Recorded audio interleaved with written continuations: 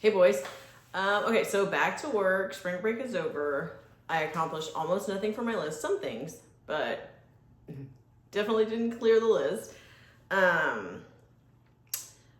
went to some lunches. Had lunch with the Chows, which I already posted the picture of that.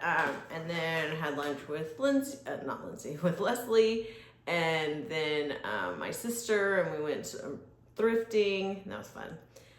And my friend Jennifer had a birthday party, and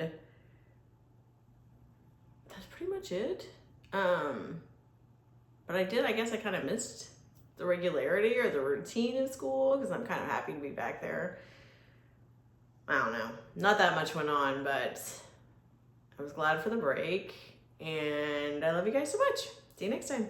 Bye.